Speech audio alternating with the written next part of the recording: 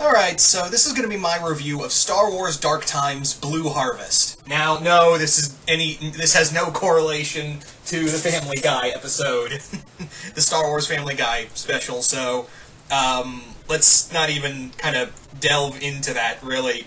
The big thing with this issue is that this was towards the end of the Dark Times run, and what I mean is when I say end of run, I mean it got cut off, as with everything else at Dark Horse, with the comics when Marvel and, when Disney bought Star Wars and they no longer had the rights to do the comic book rights and it went back to Marvel. Not to shit on them or anything, it's just that, this was one of the things that happened in this, and this is what I talked about with Agents of the Empire, the Jalen Cross comics, is that there was so much more they were wanted to do with it, but it was very clear that they couldn't do anything about it. And this and Out of the Wilderness, I think, were the last two stories to come out of Dark Times. Now, to give you a little hint of what Dark Times is, it's pretty much the 20-year period between Revenge of the Sith and A New Hope.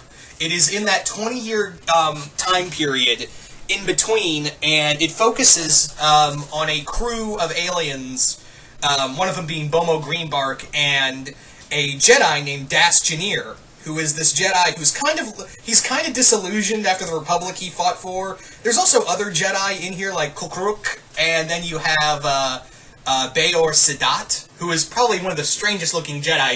He's a giant bug. He's a humanoid grasshopper. I know there's an alien species named to him, but he's a friggin' grasshopper. And it focused on these Jedi characters, as well as Vader, who was tasked with hunting down Jedi. But in here, it's not so much that he's tasked, it's more like he has an obsession with hunting down lost Jedi. That's kind of his thing, is that he's just kind of obsessed with hunting down remnant Jedi. But yeah, in Blue Harvest, this has a lot of story to it. Basically, Janir, after failing to save his friend Bomo's family, he became even more depressed and kind of just wandered the galaxy as like a Ronin, really. And he's basically been going around just being a work for hire, because he's still like, yeah, I'm a Jedi, but Jedi need to eat. They need, they need this, they need that, they need all of this shit, and what the hell am I supposed to do here? So, in this story,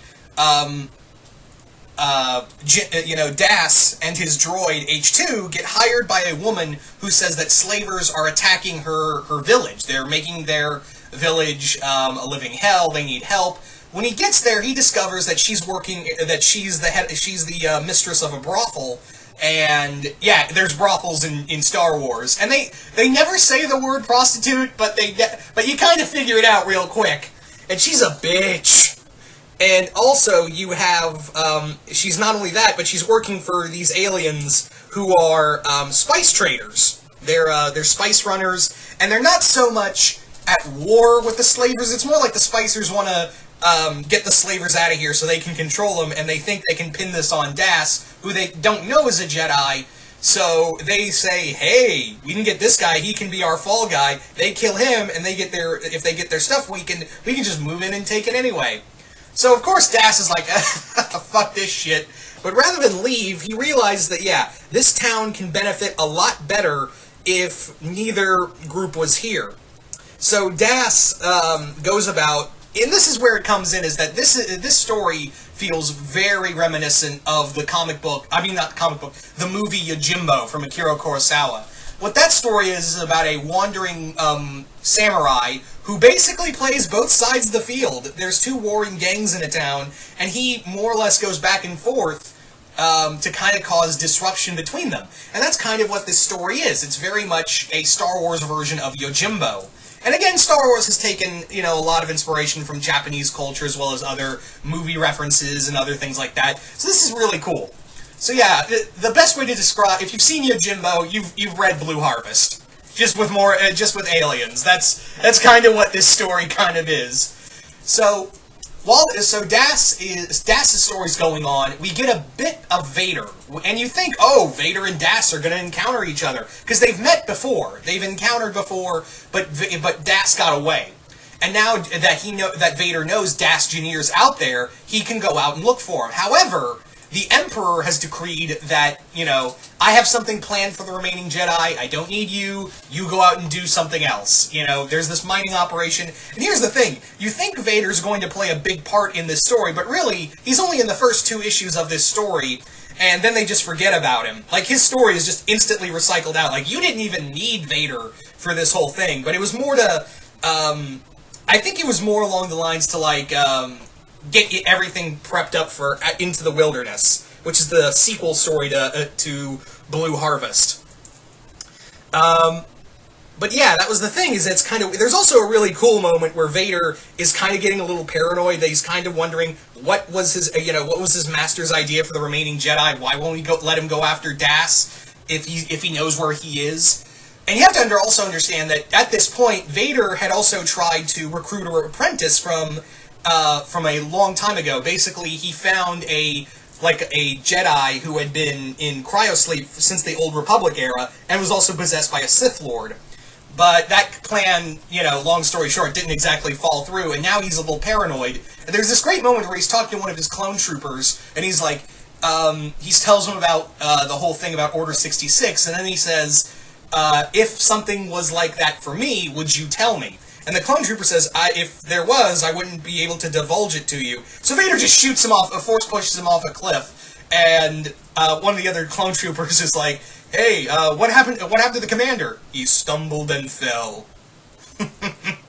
Yeah.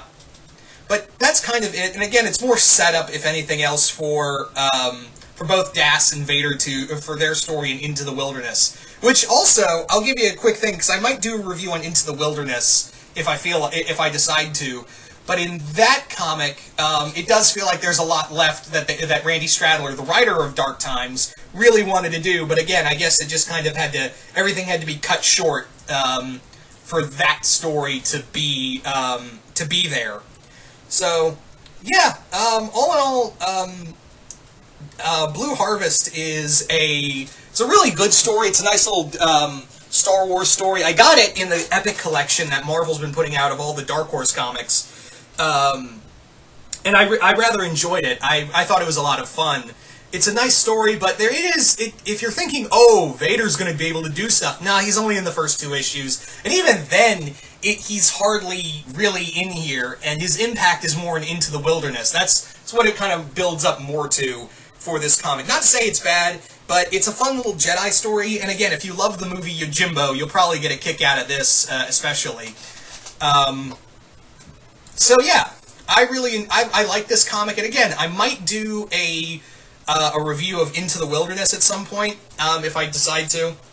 Anyway, so yeah, once again, if you enjoyed the Dark Horse comics and whatnot, then I would say give this a chance. This was a lot of fun, and yeah. But you guys tell me, if you've read it, what did you guys think of Star Wars Dark Times Blue Harvest? Did you guys like it? Did you guys hate it? Just comment below, let me know. And once again, hope you all enjoyed this, and I will see you guys later.